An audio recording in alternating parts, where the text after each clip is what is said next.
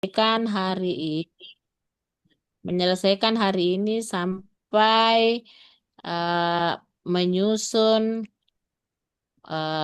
merancang pertanyaan penelitian ya. Merancang pertanyaan penelitian. Setelah itu minggu depan saya berikan materi analisis data kualitatif, kemudian triangulasi, kemudian etika penelitian kualitatif. Kemudian nanti teman-teman tugasnya apa presentasi rencana penelitiannya ya. Jadi kita masih ada dua pertemuan, masih ada dua pertemuan. eh, Kemudian setelah itu kita apa ya teman-teman presentasi untuk eh, rencana proposal tesisnya ya. Oke. Nah, jadi kita masuk pada materi mengenai eh, strategi pengumpulan data. Oke. Nah, kalau minggu lalu kita sudah, jadi nanti teman-teman menyesuaikan ya, sesuaikan dengan eh, apa kebutuhannya eh, untuk metodologi penelitiannya di proposal penelitian ya. Ya. Ya, jadi kita masuk pada strategi pengumpulan data. Jadi setelah kita menentukan desain penelitian, maka kita melihat atau mempelajari bagaimana strategi pengumpulan data ya. Jadi strategi pengumpulan data dalam penelitian kualitatif itu ada lima. Ada lima. Jadi yang pertama adalah observasi kualitatif. Kemudian yang kedua adalah wawancara mendalam. Yang ketiga penelusuran dokumen. Kemudian materi audiovisual dan fokus group discussion. Ya, jadi ini ada lima strategi pengumpulan data dalam penelitian kualitatif. Mari kita lihat satu persatu. Jadi yang pertama perlu saya sampaikan bahwa strategi pengumpulan data ini bisa berjalan, bisa dilakukan dalam satu penelitian. Ya, tergantung kebutuhan teman-teman.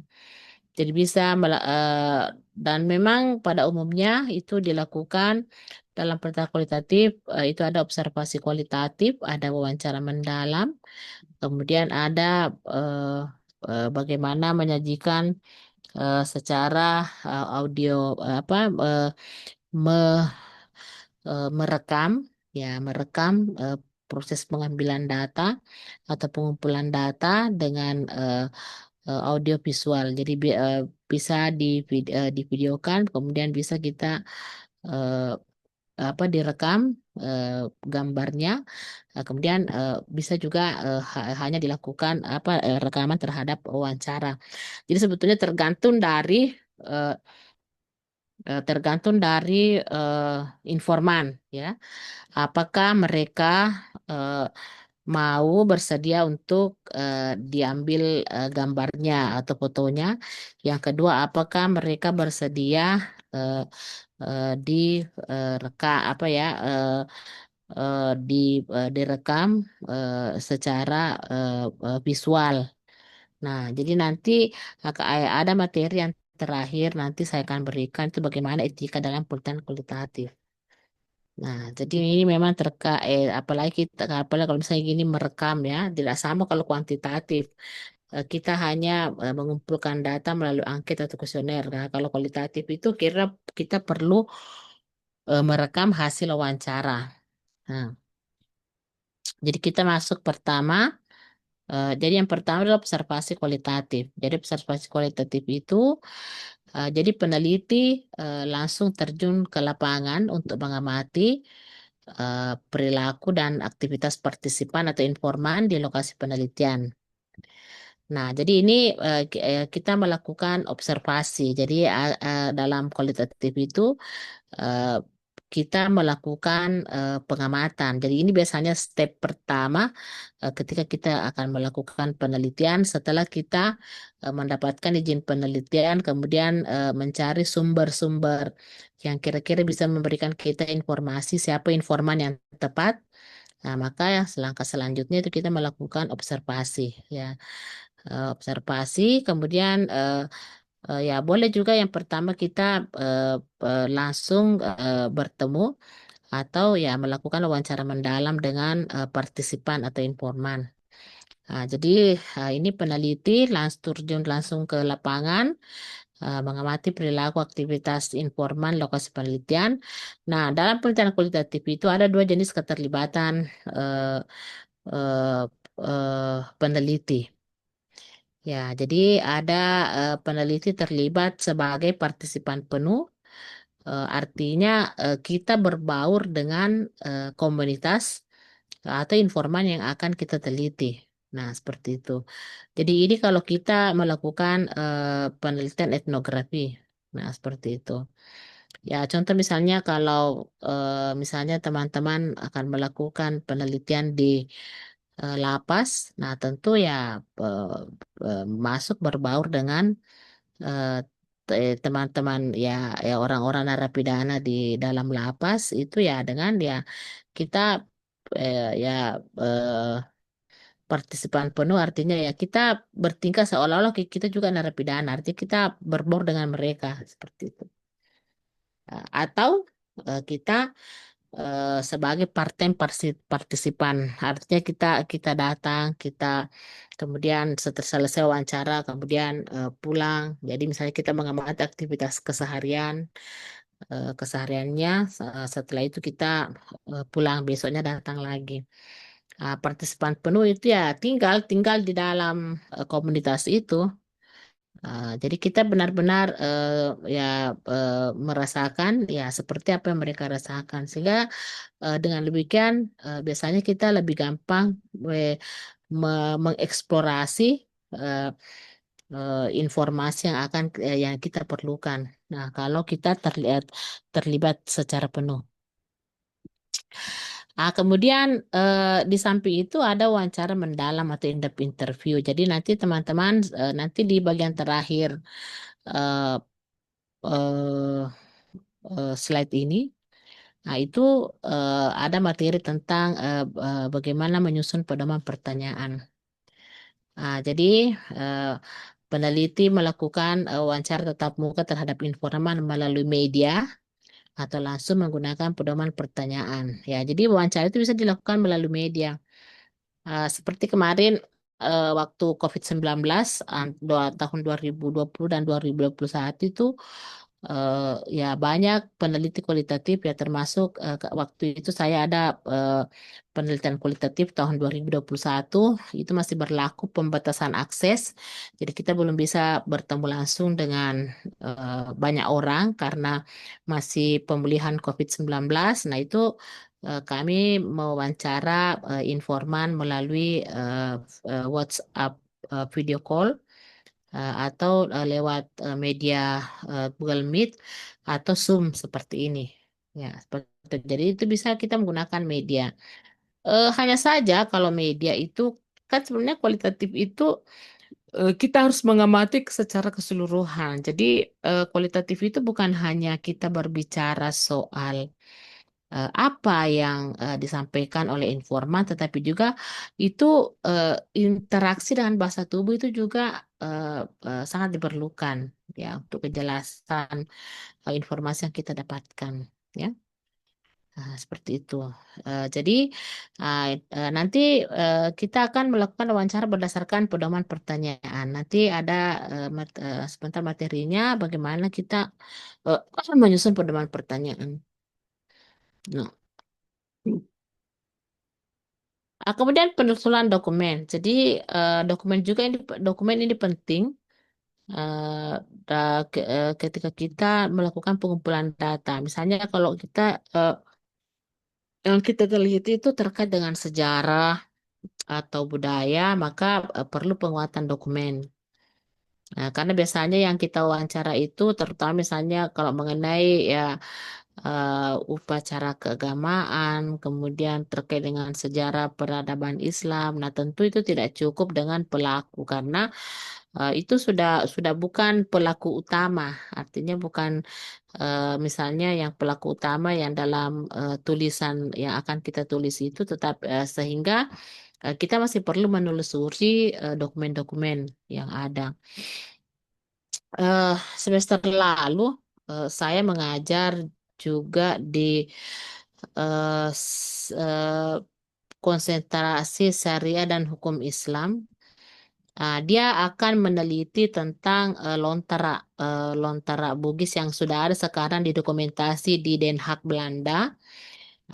Sehingga dia penelusuran dokumennya itu melalui website perpustakaan di Leiden, Belanda. Jadi di sana itu kan lontara asli kita itu ada di sana, diambil sama Belanda waktu penjajahan. Jadi ya oleh karena itu ya dia saya nggak tahu apakah penelitiannya itu sudah berjalan atau tidak atau sudah seminar proposal. Jadi dia rencana akan menelusuri dokumen Lontara itu. Nah, dan Lontara itu dulu dulu kalau kita dulu para sejarawan para peneliti sejarah itu kalau mau meneliti tentang Lontra dia dia ke Leiden, Belanda. Tapi sekarang itu menurut dia kemarin ditampilkan akses websitenya. Jadi Lontra itu sudah bisa di diakses melalui website. Jadi sama dengan e-book. Nah, memang ya ya kita patut salut ya karena orang Belanda itu memelihara harusnya harusnya kita yang memelihara perangkat-perangkat masa lalu dari budaya kita sendiri. Tapi ya itu sekarang di dokumentasi Belanda itu banyak yang mempelajari Lontara itu, ya Lontara Bugis Makassar ya. Nah seperti itu. Jadi itu salah satu penerusan dokumen. Kemudian materi audiovisual. Nah ini yang saya sampaikan teman-teman sekalian bahwa eh, apalagi di teman-teman sudah level magister, jadi kalau nanti akan melakukan rencana penelitian itu menggunakan kualitatif, jadi tolong disiapkan alat rekam. Jadi tidak cukup dengan HP ya. Nah, HP itu terbatas kapasitasnya, tapi memang ada alat perekam itu yang memang memuat sampai berapa giga, berapa tera. Nah, sehingga ya kalau kita kita melakukan wawancara itu tidak tersendat. Kalau HP kan itu kita merekam melalui HP itu kan terbatas. Nah, jadi ini kalau alat perekam memang khusus untuk yang sama dengan rekaman yang dipakai wartawan dulu itu, tapi kan sekarang sudah pakai kaset lagi, sekarang sudah pakai digital, sudah pakai eh, apa ya yang kartu data itu, nah itu sudah itu ideal yang kita miliki sebelum turun lapangan. Jadi harus ada eh, eh, perekam data karena sudah tidak zamannya lagi sekarang kita menulis ya jadi atau boleh ditranscribe menggunakan artificial intelligence. Jadi sekarang kan sudah banyak aplikasi-aplikasi untuk perekaman kemudian nanti dia dia transcribe ke dalam naskah. Nah, seperti itu. Kemudian visual jadi video video. Nah, itu bisa dilakukan ya, dilakukan. Eh, Namun sekali lagi harus harus ada izin dari yang harus ada izin informan kita supaya kita tidak melanggar etika. Karena ada beberapa informan itu yang tidak mau tidak mau tampilkan fisiknya ya misalnya. Jadi terutama saya pernah eh, bersama mahasiswa meneliti tentang bagaimana penggunaan pelayanan kesehatan para penderita HIV. Nah, jadi kami melihat kepatuhannya, kan mereka itu ya kalau mau dia tetap hidup normal seperti orang lain, jadi meskipun sudah terinfeksi HIV, itu eh, sudah ini sudah dia harus ya patuh melakukan pemeriksaan kesehatan. Nah itu. Sehingga oleh karena itu ya eh, mereka itu tidak mau difoto, mereka tidak mau divideokan. Ya, kalaupun misalnya difoto dia ingin fotonya itu diblurkan, ya karena itu juga terkait dengan stigma, ya. stigma terhadap penderita HIV/AIDS. Jadi mereka kan juga mau hidup normal ya seperti kita. Nah, sehingga supaya privasinya tidak terganggu, nah, sehingga itu mereka apa ya, eh, eh, mereka kadang-kadang tidak mau eh, didokumentasikan. Jadi nanti teman-teman setiap akan melakukan nanti penelitian itu idealnya itu harus ada informed consent, ada pernyataan persetujuan bahwa mereka bersedia diwawancarai dan harus juga ada pernyataan dari peneliti bahwa kita akan menjaga privasi dari orang yang atau informan yang kita wawancarai. Nah, itu. Kemudian FGD. Jadi dalam pengumpulan data kualitatif, misalnya kalau dosen penelitian kita itu studi kasus, jadi kita mau melihat implementasi program atau kebijakan, maka kita menggunakan FGD. Jadi eh, kita melakukan wawancara yang melibatkan, jadi FGD itu kita mengumpulkan eh, informan bersamaan ya. Jadi kalau tadi kan wawancara mandala kita mewawancara satu persatu. Jadi kalau FGD kita mengumpulkan informan kita itu jumlahnya 6 sampai 12 orang, kemudian ada moderator. Jadi moderator ini yang memandu, yang memegang pedoman pertanyaan.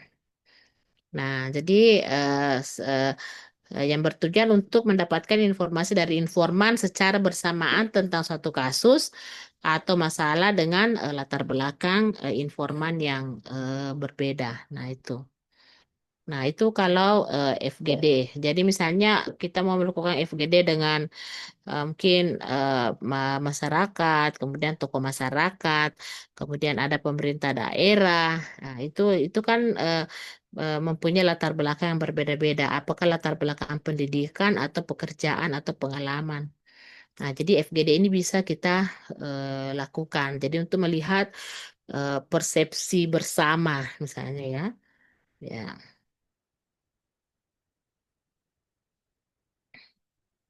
Nah, jadi ini tadi cara pengumpulan data, kemudian sumber data ya. Jadi ada beberapa yang harus kita perhatikan ketika kita memilih sumber data ya, terutama informan. Jadi yang pertama narasumber atau informan.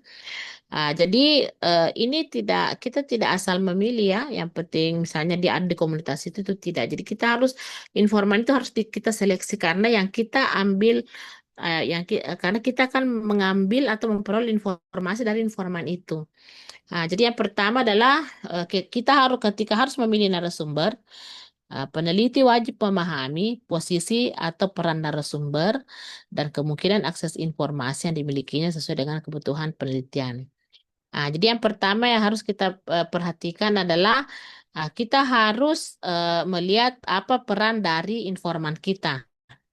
Nah, apakah memang misalnya dia terlibat langsung atau mengetahui secara pasti atau berpengalaman? Nah, itu yang perlu pertimbangan. Kemudian dan kemungkinan akses informasi sesuai dengan kebutuhan penelitian. Nah, ini jadi kira-kira informannya itu tahu persis nggak dengan masalah penelitian yang akan kita teliti. Nah, seperti itu. Jadi ya kita harus terlebih dahulu milah siapa narasumber atau informan kita. Biasanya kita karena biasanya informan itu belum jelas ya, belum jelas siapa-siapa orangnya. Jadi ya biasanya pemilihan informan itu cara menentukannya itu sudah ball sampling. Jadi mungkin saya kita mendatangi tokoh masyarakat. Hmm. Kemudian nanti ke tokoh masyarakat itu ditanya siapa kira-kira yang berkompeten yang bisa menjelaskan misalnya tentang misalnya bagaimana budaya di daerah ini misalnya atau tentang adat ini. Nah, itu pasti kan dia menunjukkan. Nah, jadi kita pastikan bahwa jangan sampai kita apa ya, karena salah satu prinsip penelitian kualitatif itu adalah informasi yang kita dapatkan itu harus mendalam. Yang namanya kualitatif karena sekali lagi saya ingatkan bahwa yang kita akan dapat yang kita cari itu adalah apa sih apa makna dari penyampaian informan sehingga memang ya kita harus memilih informan yang berkualitas. Ya. Memberikan informasi kita pastikan bisa memberikan informasi sedetail mungkin tentang masalah penelitian yang akan kita teliti. Kemudian yang kedua adalah peristiwa atau aktivitas. Terkait tadi dengan observasi, jadi bagaimana sesuatu terjadi dan bagaimana perilaku atau sikap sikap para pelaku dalam aktivitas tersebut. Ya, eh, itu tadi yang pertama, eh,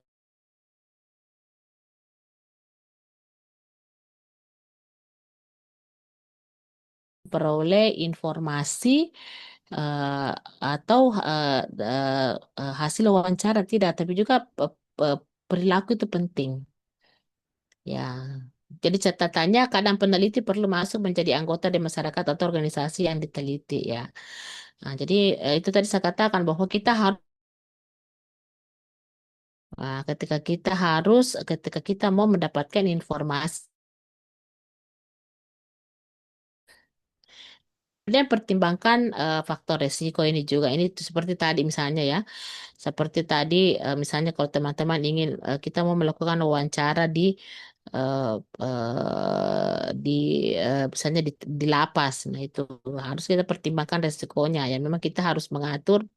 Ya, jangan sampai kita ya berbaur atau ya bersama misalnya dalam tinggal atau di dibawa ke memang yang misalnya apa ya yang napi-napi yang memang misalnya terlibat kasus pembunuhan dan kekerasan lain. Nah, itu juga perlu dipertimbangkan karena ya kita sebagai peneliti juga kita perlu betul kita mencari data yang valid, yang reliable, tapi ya tetap juga kita harus mempertimbangkan faktor keselamatan dan resiko-resiko lain yang mungkin terjadi. Kemudian yang ketiga tempat dan lokasi. Jadi kondisi dari lokasi peristiwa aktivitas terjadi, tempatnya maupun lingkungannya ya.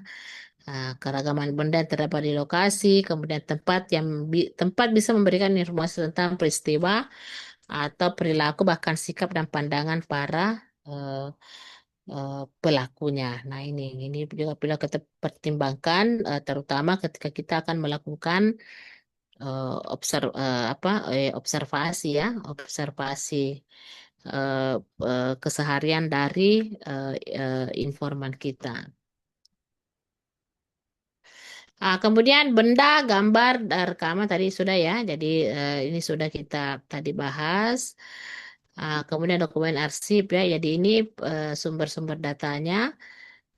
Tadi sudah dokumen ada arsip. Nah, ada mungkin pertanyaan? Silahkan bisa bertanya ya. Silahkan ditanyakan. Mungkin ada yang mau ditanyakan mengenai ini, eh, mengenai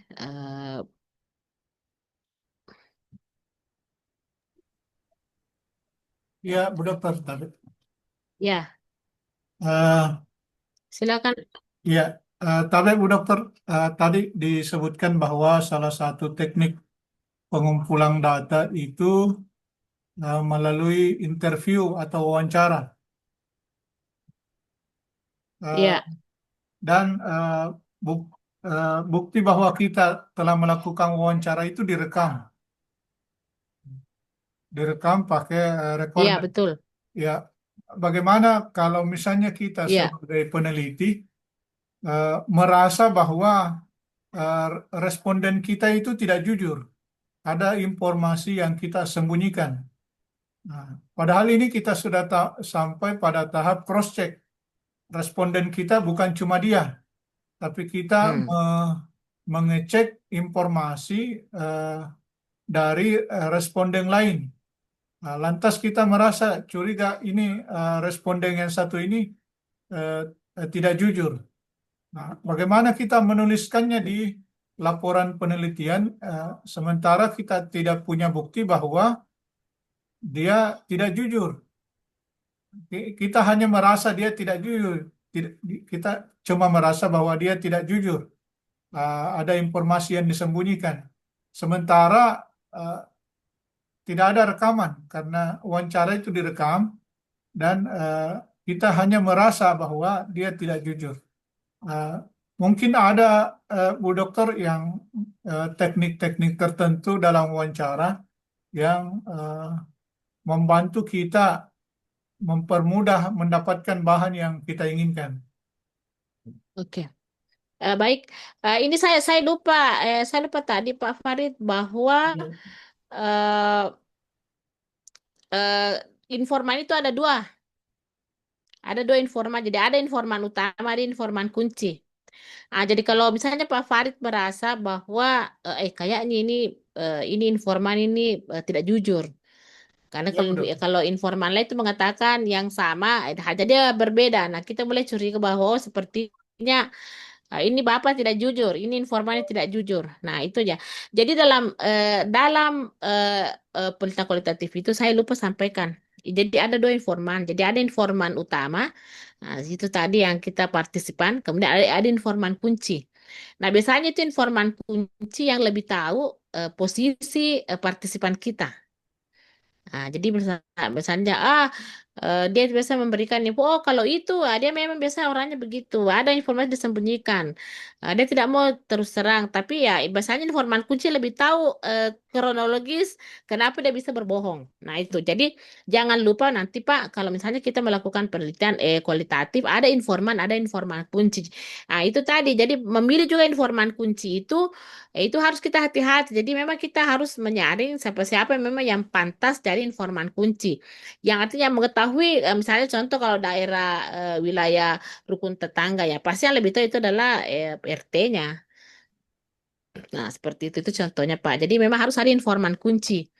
Informan kunci yang memang menguasai atau paling tahu setidaknya dia 95% mengetahui kondisi informan-informan yang kita wawancarai. Nah, itu perlunya informan kunci. Makanya dalam kualitatif itu ada yang namanya informan kunci, Pak. Ya. Ya, jadi nanti ya itu dah. Tapi kalau kita memilih informan kunci ya kita betul-betul yakin bahwa informan kunci ini adalah orang yang memang kapabel menjadi informan kunci, informan yang lebih tahu persoalan yang ada di masalah penelitian itu dan memahami informannya. Oleh karena itu saya cuma katakan tadi kalau kita mau melakukan penelitian kualitatif, kemudian kita belum jelas kita ini sebenarnya mau ambil informasi apa, makanya kita ada mendatangi ya mungkin misalnya kalau kita di kampung adat ya ketua adatnya, kalau misalnya mungkin pemerintah ya kepala desanya, atau misalnya ya itu seperti itu Pak. Jadi memang harus ada. Jadi nanti informan kunci inilah nanti yang kita mau konfirmasi. Oh ini jawabannya ini. Kok saya tidak yakin seperti ini. Nah, dia akan menjelaskan kondisi yang sebenarnya kan biasanya informan kunci itu ya memang ya kita pilih orang yang benar paham, tahu kondisi masalah dan kondisi informan kita Pak. Ya seperti itu. Ya, karena kita tidak kecuali misalnya kalau Bapak punya teknik bertanya yang ya dalam tanda kutip bisa menjebak ini yang diwawancara boleh seperti itu ya. Nah, itu memang perlu teknik itu Pak supaya kita oh ini benar-benar dijawab lagi kalau misalnya kita konfirmasi dengan observasi. Kan nanti ada kita juga melakukan observasi. Nah, makanya memang kalau misalnya kita mau membuktikan apakah misalnya informan ini berbohong atau tidak ya sebaiknya Bapak menjadi partisipan aktif. Apa partisipan penuh artinya ya tinggal membaur dengan partisipan ini seperti itu Pak. Iya. Nah, ada dua caranya. Jadi bisa menjadi Bapak menjadi partisipan penuh bersama mereka, hidup bersama mereka, bergaul dengan mereka, tinggal di tempat mereka. Nah, kemudian yang kedua bisa kita konfirmasi sama informan kunci. Ya. Ya, mungkin ada pertanyaan yang lain, silakan Pak.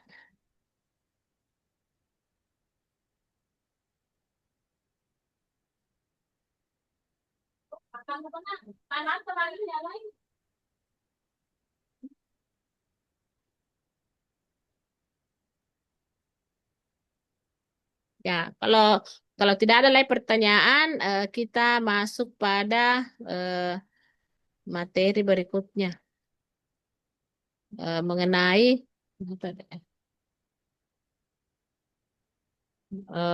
Mana tadi masih ini ya, masih screen-nya masih on ya. Eh, saya stop share dulu kenapa dia hilang di sini.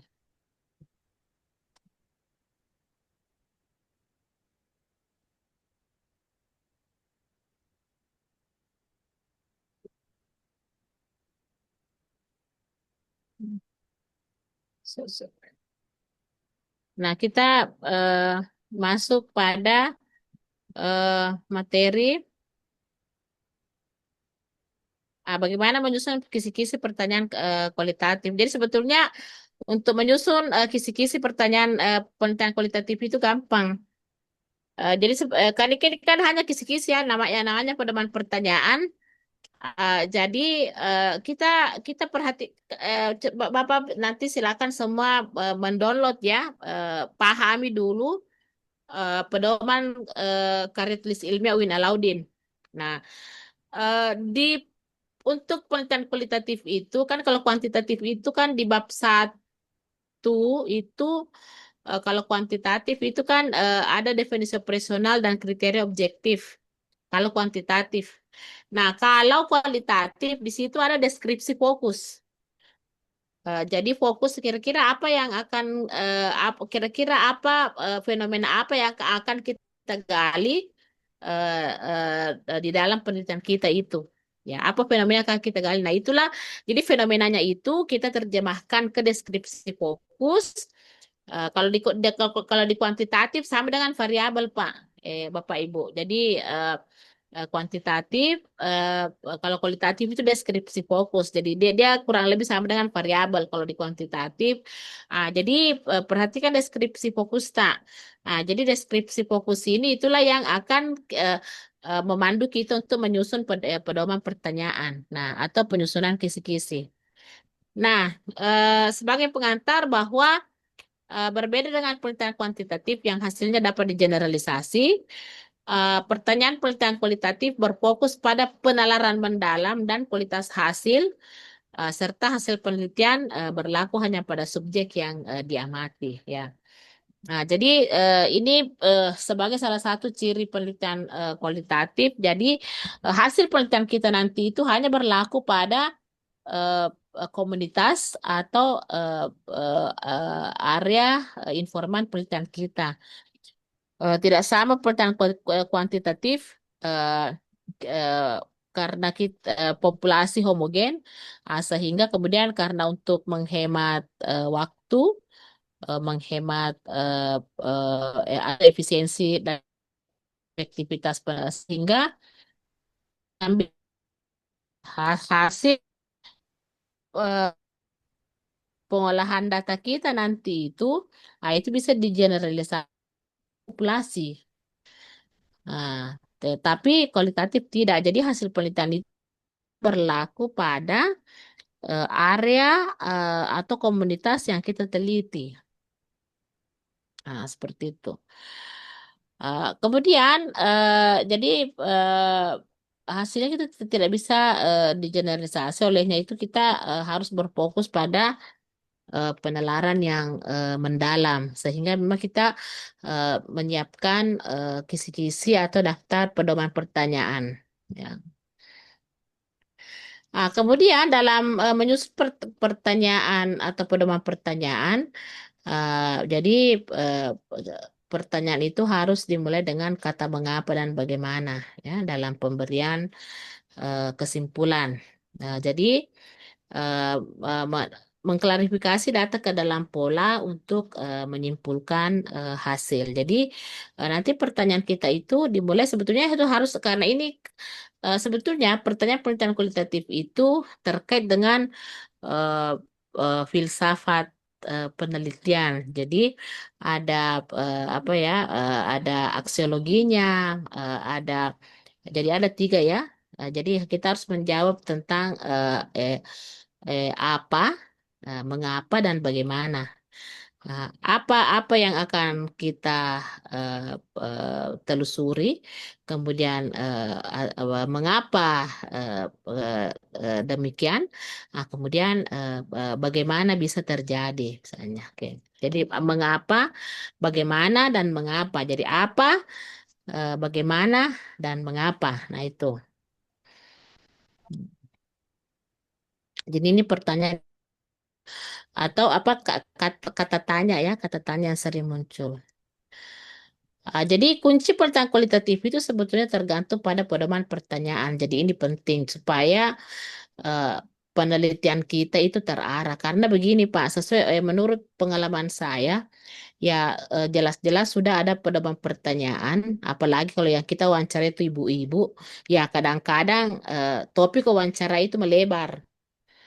Ya, melebar. Tidak sudah artinya kadang-kadang ya keluar, kadang-kadang kita tidak sengaja keluar dari topik, kemudian nanti kita baru lihat lagi pada pertanyaan baru kita kembali. Apalagi kalau kita wawancara biasa ibu-ibu, ibu-ibu itu banyak ceritanya biasa. Nah, jadi oleh karena itu pedoman pertanyaan atau pedoman wawancara itu sangat penting.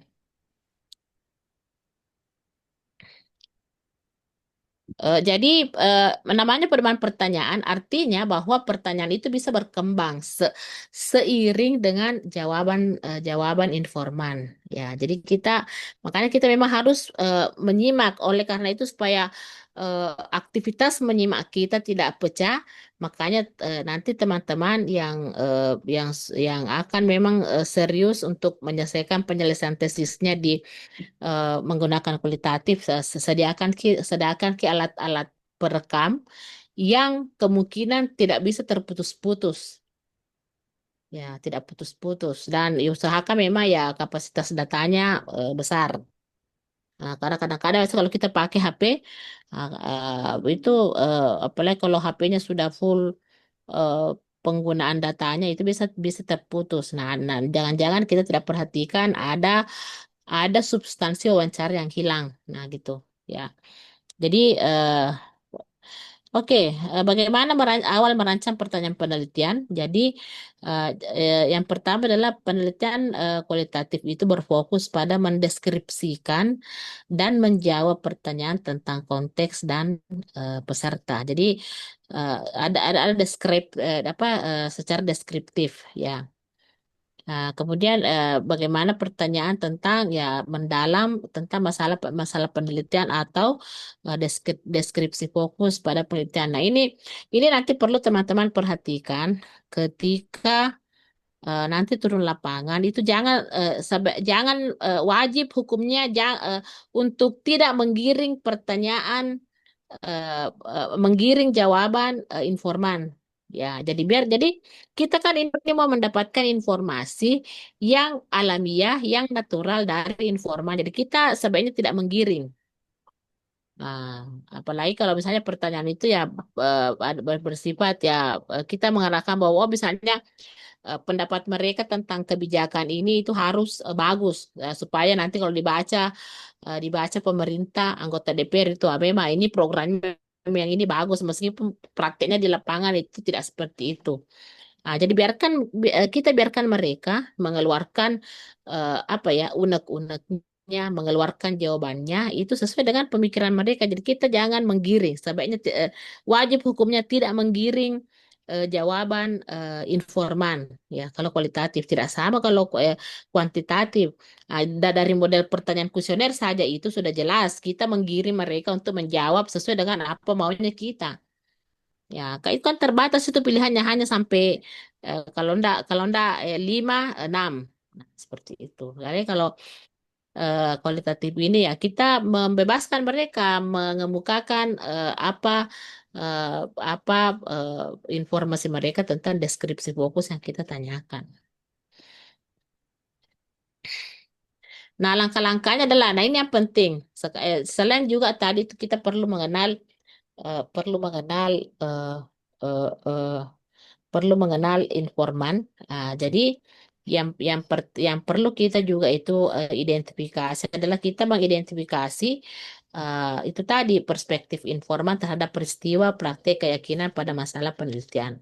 Ya, jangan sampai kita mendapatkan informan yang sama sekali tidak tahu permasalahan, nah, terus kita pergi tanya dan kita paksa untuk menjawab. Nah, itu nanti jawabannya akan rancu. Nah, jadi kita pastikan bahwa ya, seperti kemarin saya eh, meneliti tentang kebutuhan eh, pe- pe- pemeriksaan pemeriksaan kesehatan penderita HIV/AIDS. Ada yang menawarkan, petugas kesehatan menawarkan begini, tidak bisa, tidak bisa keluarganya saja Bu yang diwawancara. Saya bilang, oh tidak bisa. Dia tidak merasa. Artinya betul keluarga itu adalah salah satu faktor pendukung eh, dari apa status kesehatan penderita HIV, tapi dia saya bilang dia kan tidak mengalami sendiri. Nah, misalnya, oh yang ininya tidak bersedia Bu, penderitanya tidak bersedia, oh, tidak apa-apa. Jadi kalau dia tidak bersedia, kita juga jangan memaksa. Nah, seperti itu. Itu juga etika penelitian. Nah, jadi kalau dia bilang saya tidak bersedia, ya sudah kita oke, kita selesai sampai di situ. Kita tidak bisa memaksa orang. Jadi memang kita harus memilih informan yang benar-benar mau memberikan informasi, kemudian memang terlibat langsung atau eh,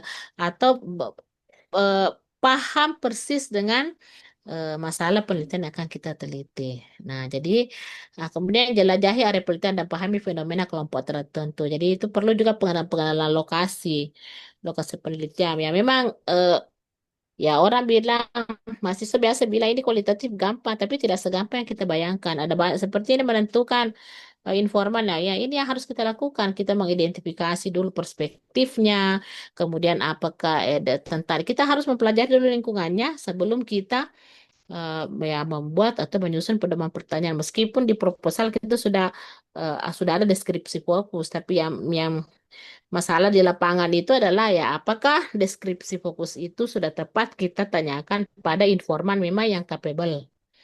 Nah, ini.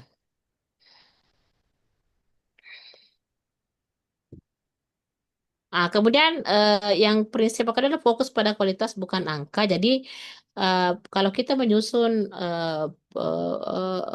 pedoman pertanyaan ya kita eh, harus mempertimbangkan jumlah. Jadi pertanyaan dapat memiliki satu atau dua subpertanyaan. Jadi satu pertanyaan itu ada satu atau dua subpertanyaannya. Ya, eh subpertanyaan berkisar antara 5 sampai 7 pertanyaan. Ya, paling sebetulnya tidak perlu banyak. Ya, cukup 5, paling banyak 5 karena nanti apa ya? Nanti eh, kita tetap akan mengembangkan pertanyaan sesuai dengan jawaban responden. Jadi kita ya sebetulnya kalau penelitian kualitatif itu fleksibel sekali pertanyaannya.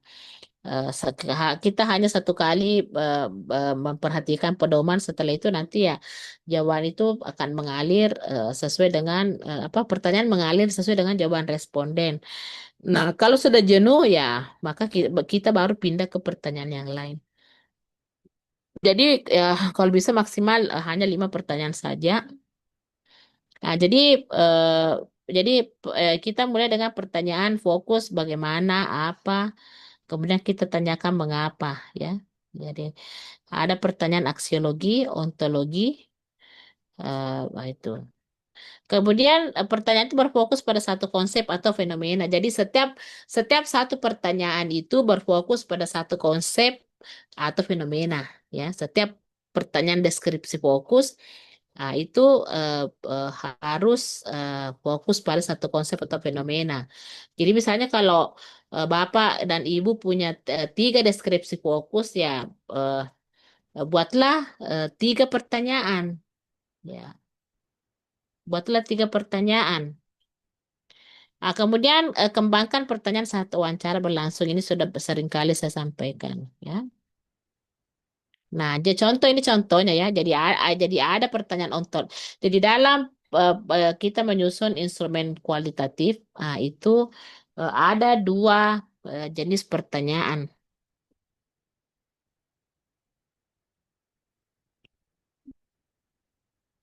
Yang pertama adalah ontological research question ya. Kemudian epistemologi research question. Jadi kalau pertanyaan ontologi itu apa yang Anda ketahui tentang ya. Jadi kita kita jangan kita langsung mengatakan bagaimana Anda menggambarkan. Nah, itu langsung loncat, itu langsung epistemologi ya. Jadi harusnya kita dulu menanyakan, memberikan pertanyaan ontologi. Apa yang Anda ketahui tentang, ya tentang apa?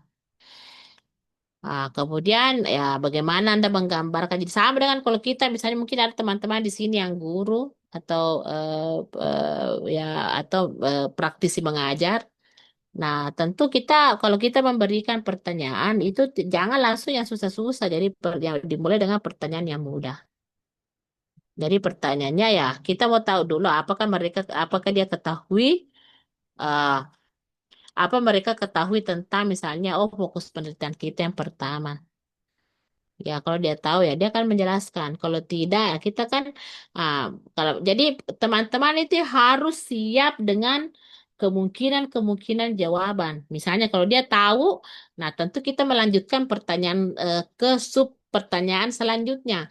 Tapi kalau misalnya dia jadi memang kita harus mempersiapkan tabungan pertanyaan ya. Misalnya dia bilang tidak. Misalnya dia bilang tidak. Tentu kita harus mempersiapkan juga pertanyaan. Misalnya, mengapa Anda tidak mendapatkan informasi tentang ini? Sedangkan itu sudah menjadi kebijakan dari pemerintah kota misalnya. Apa menyebabkan Anda tidak bisa mengakses informasi itu? Nah, itu jadi harus jadi karena ada pertanyaan ontologi, apa yang Anda ketahui tentang? Nah, itu kan ada jawabannya ada dua tahu dan tidak tahu. Nah, kalau dia tahu, tentu kita melanjutkan pertanyaan sesuai dengan rancangan awal. Tetapi kalau misalnya kemungkinan dia bilang tidak, saya tidak tahu. Nah, itu juga harus ada alternatif pertanyaannya. Nah, kemudian ada pertanyaan epistemologi, bagaimana Anda menggambarkan? Misalnya dia tahu. Nah, kemudian kita bertanya, bagaimana Anda misalnya menggambarkan tentang fenomena ini? Seperti itu.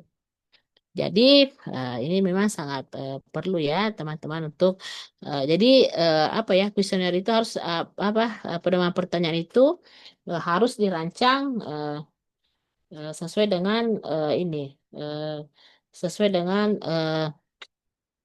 penelitian kita ya. Nah, kemudian buat pertanyaan kualitatif dengan tujuan yang jelas. Nah, tentu ini pasti ya, pasti kita membuat pertanyaan sesuai dengan fokus penelitian. Ya. Jadi pastikan, jadi ini yang penting.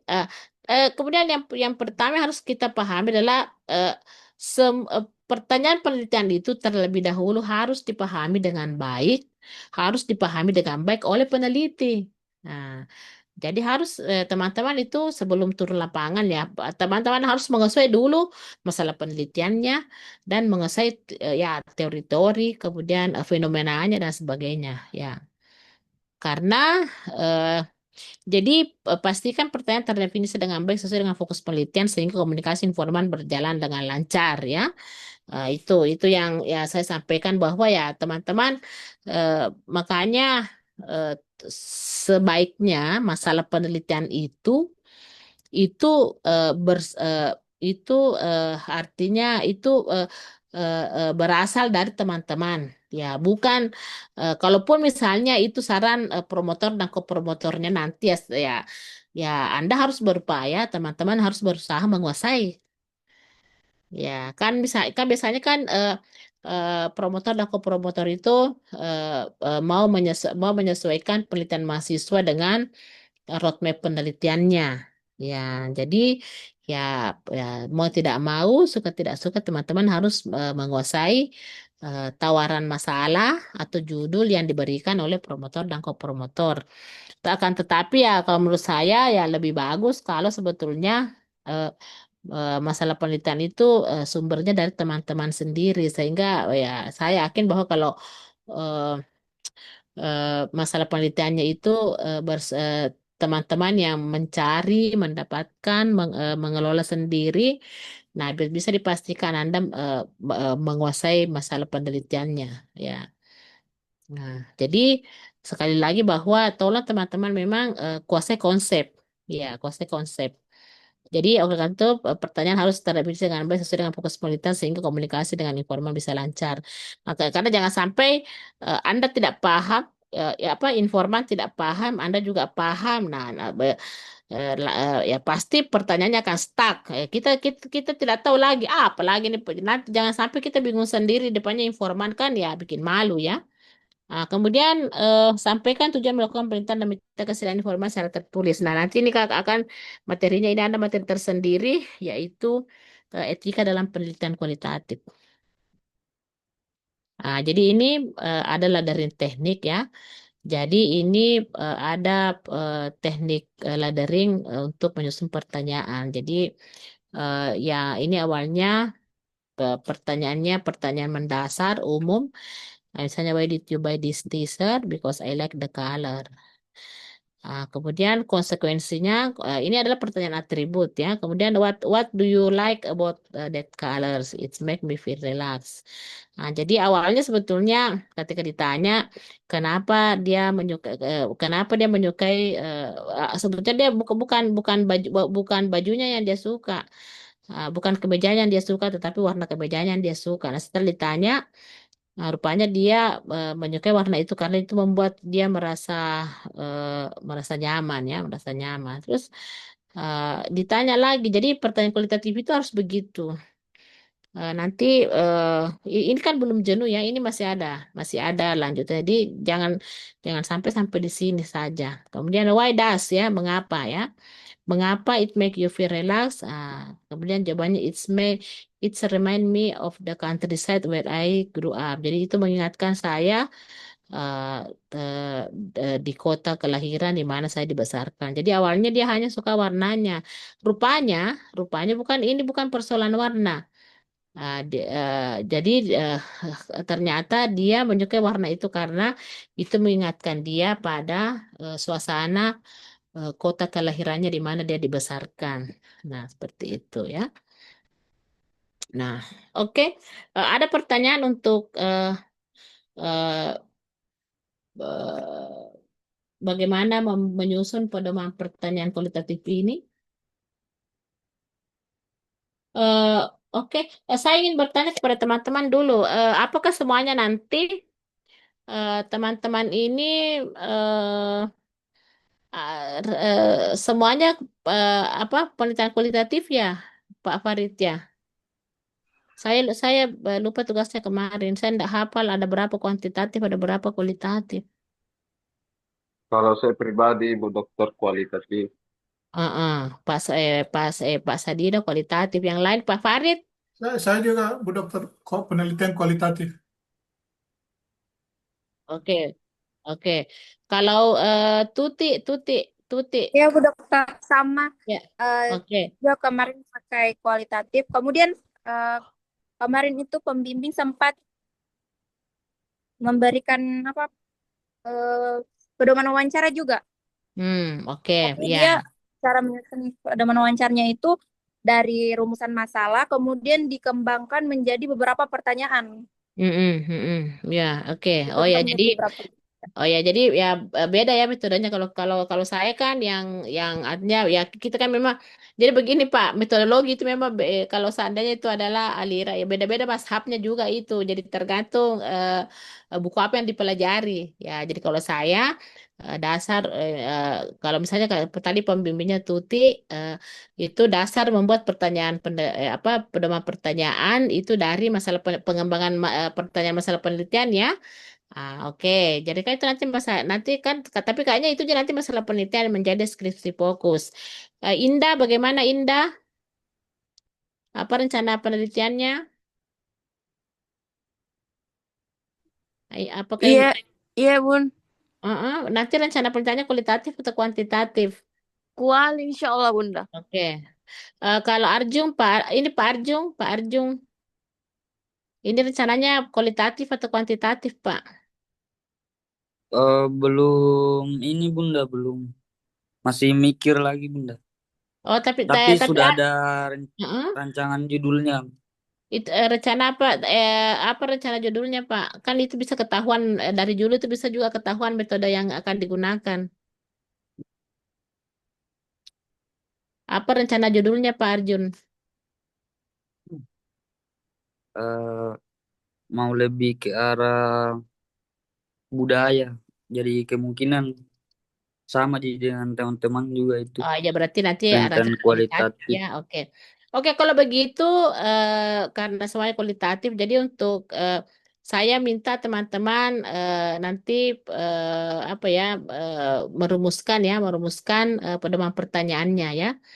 Merumuskan pedoman pertanyaan. Jadi kan ini kan sudah tugas ketiga kayaknya di kemarin sudah dikasih literatur review masalah penelitian. Nah, ini tolong nanti dibuat bagaimana pedoman pertanyaannya. Buat pedoman pertanyaan sesuai dengan ini. Jadi setelah ini ada dua materi lagi. Kemudian 2 minggu ke depan kita mulai presentasi rencana penelitian Pak, Bapak Ibu ya. Oke. Ya, jadi untuk tugas minggu ini teman-teman silahkan menyusun pedoman pertanyaannya. Nanti kita akan diskusikan bersama pada saat nanti presentasi rancangan penelitian tesisnya. Berarti sudah ada pembimbingnya ya? Sudah ada pembimbingnya? Sudah ada tim promotor dan kopromotornya? Belum ada pun. Oh, tapi tadi Tuti itu apa masih calon promotor ya Tuti ya?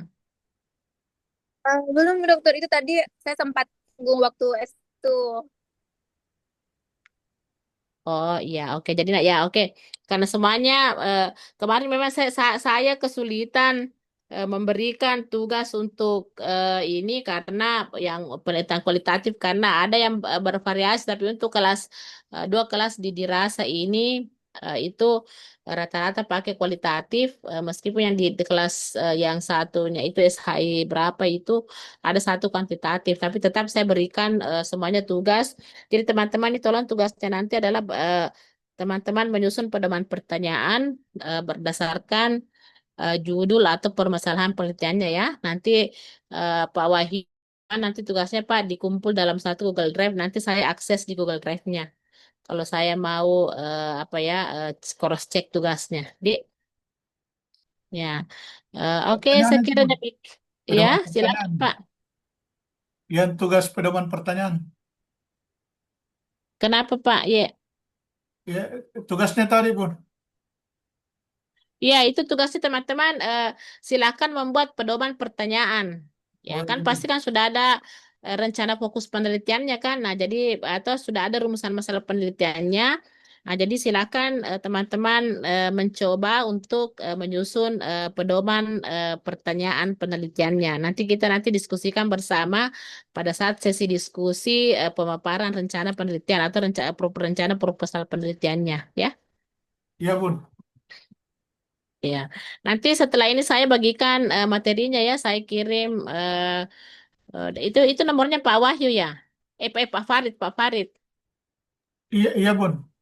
Oke deh, nanti saya kirimkan Pak Farid untuk materi ya materi hari ini. Oke, saya kira saya demikian Eh, teman-teman. Jadi, Ta- Tapi pun ya, sekalian dengan pekan lalu belum di-share materinya. oh ya, ya, yang apa literatur review ya apa? Yang pengantar penelitian kualitatif. Oh iya iya ini kan pengantar ini salah satu file Ki ini Pak, satu Oh, file ini Ki. Satu file PPTJ, iya. oh Oke. iya, Nanti ada sudah lengkap ini. Iya, iya, oke saya kira demikian teman-teman sekalian silakan mungkin akan menunggu pergantian apa perkuliahannya. Jadi nanti saya setelah saya leave dari Zoom ini saya kirimkan PPT-nya ke Pak Farid. Oke. iya siap pun.